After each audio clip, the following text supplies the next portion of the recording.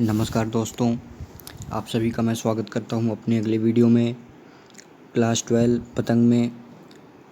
अगर आप सभी को हिंदी का पूरा कोर्स चाहिए तो आप मेरे चैनल को सब्सक्राइब कर सकते हैं। मेरे इस चैनल पे हिंदी का पूरा कोर्स आएगा फ्रेंड्स। तो अगर आपको चाहते हैं कि आपसे कोई भी वीडियो मिस ना हो तो आप मेरे चैनल को ज़रूर सब्सक्राइब करके बेल वाला नोटिफिकेशन ऑन कर सकते हैं। तो चलिए शुरू करते हैं अपने चैप्टर को। तो जैसा कि आप सभी जानते हैं, यह जो पोयम है पतंग, ये लिखी गई है आलोक धनवा द्वारा। ठीक है, आलोक धनवा ने इसे लिखा है और इसमें हम लोग देख सकते हैं पतंग का डायग्राम भी बना है। तो चलिए पोयम का एक्सप्लेनेशन स्टार्ट करते हैं। सबसे तेज बौछारें गईं भादो गया, यानी ये यहाँ पे कवि बता रहे हैं मौसम के बारे में कि उन्होंने ये कविता किस मौसम में लिखी है।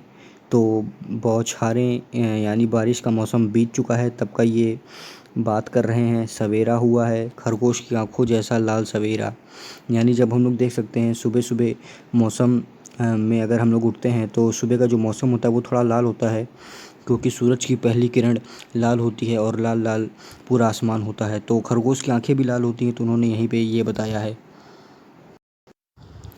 शरद आया फूलों को पार करते हुए, यानी शरद एक ऋतु है, ऋतु के बारे में बताया गया है और फूलों को यहाँ से और ऋतुओं के बारे में समझाया गया है। यानी शरद जो ऋतु है वो फूलों को पार करते हुए यानी और ऋतुओं को पार करते हुए अब आ चुका है अपनी नई चमकीली साइकिल तेज चलाते हुए।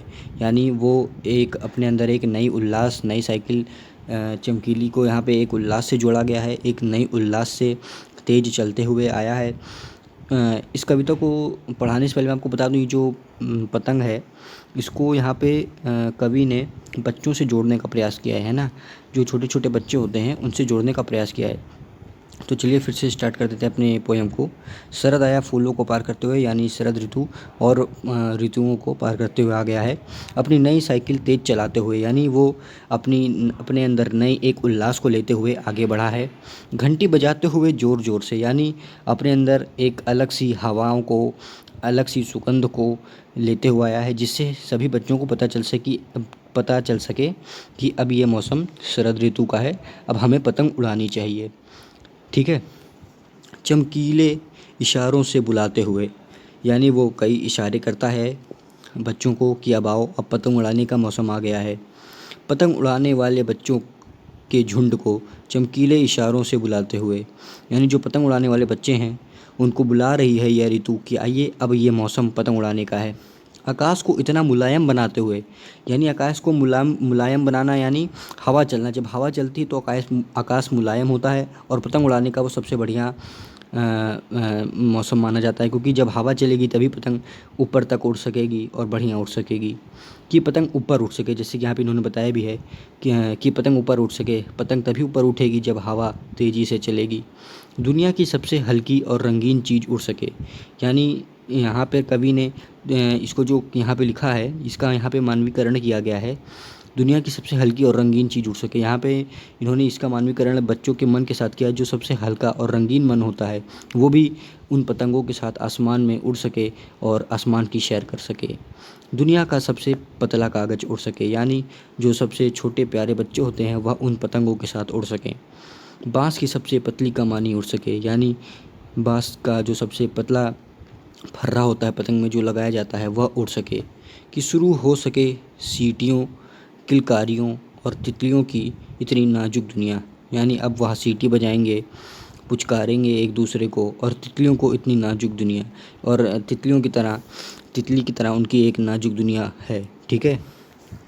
जन्म से ही वे अपने साथ लाते हैं कपास। यहाँ पे कपास मतलब होता है फ्रेंड्स नाजुकपन, यानी जन्म से ही उनके अंदर एक अलग सा नाजुकपन होता है और वह सभी को अपने तरफ मनमोहित करते हैं। पृथ्वी घूमती हुई आती है उनके बेचैन पैरों के पास, यानी पृथ्वी भी उनसे मिलने को आतुर हो जाती है और उन सभी से मिलने एक घूमते हुए आती है। जब वे दौड़ते हैं बेसुध यानी फ्रेंड्स बिना कुछ सोचे समझे भागना, क्योंकि जब वह पतंग उड़ाते हैं तो वो बिना कुछ सोचे समझे भागते हैं, इधर ना उधर देखते हैं, आगे गड्ढा है कि क्या है वो देखते हुए नहीं हैं, वह केवल ऊपर ही देखते हैं। छतों को भी नरम बनाते हैं, यानी वो इतने नरम हैं और इतने मनमोहक हैं कि वो छत को भी नरम बनाते हैं। दिशाओं को मृदंग की तरह बजाते हुए, यानी वो हर दिशा में मृदंग बजाते हैं, हर तरफ गाना गाते हैं, सीटी बजाते हैं। जब वे पेंग भरते हुए चले आते हैं, पेंग मतलब होता है झूला झूलना, जब वे पेंग भरते हुए चले आते हैं यानी झूलते झुलाते हुए वो लोग आगे बढ़ते हैं। डाल की तरह लचीले वेग से अक्सर, यानी वो डाल की तरह लचीले होते हैं और वह हमेशा डाल की तरह ही चलते हैं। तो दोस्तों यहाँ पर अब हम अपने कविता के दूसरे पेज पे आ चुके हैं, तो चलिए स्टार्ट करते हैं। छतों के खतरनाक किनारों तक, यानी जब वो वेग भरते हुए डालों से लचीले होते हुए जब चलते हैं पतंग उड़ाते हुए, तो वह कभी कभी छतों के खतरनाक किनारों तक आ जाते हैं और उन्हें पता भी नहीं चलता कि अब वो छत के किनारे आ चुके हैं। उस समय गिरने से बचाता है उन्हें, यानी अब उस समय उनको कौन बचाता है गिरने से? सिर्फ उनके ही रोमांचित शरीर का संगीत, यानी उस समय जब वह गाना गा रहे होते हैं रोमांच से, तो वह गाना ही उनको बचाता है और बताता है कि अब आप छत के खतरनाक किनारों तक आ चुके हैं। ठीक है। पतंगों की धड़कती ऊंचाइयां उन्हें थाम लेती है महज एक धागे के सहारे, यानी पतंग कभी कभी कई बच्चे बहुत ऊपर तक उड़ा देते हैं, बहुत ऊंचा उड़ा देते हैं कि पतंग उन्हें दिखती तक नहीं, लेकिन उस समय भी एक महज एक धागा जो कि बहुत ही पतला बहुत ही नरम है, वह उस पूरी पतंग को संभाल लेता है। तो फ्रेंड्स, यहाँ पे कभी हम लोगों को यह बताते हैं कि हमें कभी भी अपने कंडीशन को देखते हुए अपने कार्य को नहीं थामना चाहिए। कंडीशन चाहे जैसी भी हो, हमें सदैव अपना कार्य करना चाहिए।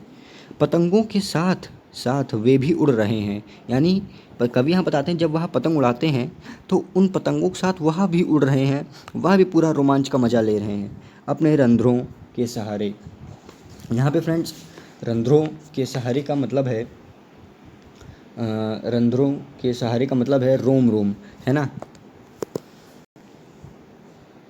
यानी अब वे अपने रंध्रों के सहारे उड़ते हैं, यानी रोम रोम से खुश हैं और उनके ही सहारे वह उड़ते हैं। तो देख सकते हैं यहाँ पे डायग्राम भी बनाया है, जैसे कि यह देख सकते हैं आप, ये जो बच्चा है कि यह जो छत की बाउंड्री पर खड़ा है, इसको मैं थोड़ा और ऊपर कर दूँ, देख सकते हैं आप सभी, यह जो बच्चा है छत के बाउंड्री पर खड़ा हो गया है क्योंकि इसके मन में ये ख्वाब है कि इसकी पतंग सबसे ऊंची उड़े। और यह बच्चा भी आप देख सकते हैं, ये वाला यह बाउंड्री पर बैठा हुआ है। तो किस प्रकार यह बच्चे खुश हैं और इन्हें इतना भी ध्यान नहीं है कि यह बाउंड्री के किनारे आ चुके हैं। तो चलिए लास्ट स्टैंजा हम लोग अब देख लेते हैं। तो यहाँ पर कवि ने ये भी बताया है कि अगर वे कभी गिरते हैं छतों के खतरनाक किनारों से, तो कभी कभी ऐसा भी होता है कि कई बच्चे पतंग उड़ाते गिर भी जाते हैं अपने छतों के किनारों से, और अब जाते हैं तब तो, यानी और बच जाते हैं तब तो, यानी बच भी, अगर जब गिर भी जाते हैं तभी वो बच जाते हैं, तब तो और भी निडर हो कर सुनहले सूरज के सामने आते हैं। जब वह गिर जाते हैं तो उन्हें चोट ना पहुंचने के कारण जब वह फिर आते हैं तो वो निडर होते हैं, क्योंकि वह गिर चुके, अभी उन्हें पता है कि अब उन्हें चोट नहीं लगेगी, तो वो और भी निडर हो जाते हैं और वो लोग एक नए उल्लास से सुनहले सूरज के सामने आते हैं, यानी एक नए सुनहले निडर होते हुए सूरज के सामने आते हैं। पृथ्वी और भी तेज़ घूमती हुई आती है उनके बेचैन पैरों के पास, यानी अब पृथ्वी भी उनके और तेज़ी से घूमते हुए आती है उनके पैरों के पास, यानी पृथ्वी तो नहीं आती है, वही लोग नाचते हुए अपने कोमल चरणों से पृथ्वी की तरफ आते हैं। तो दोस्तों, आज की इस वीडियो में इतना ही। अगर आपको ऐसे ही वीडियोज़ और चाहिए, सभी चैप्टर के वीडियोज़ चाहिए, इंग्लिश के वीडियोज़ चाहिए, फिजिक्स के वीडियोज़ चाहिए, तो मैं फिजिक्स भी पढ़ाता हूँ, तो आप ज़रूर कमेंट करिएगा और इस मेरे चैनल को ज़रूर से ज़रूर सब्सक्राइब करिएगा।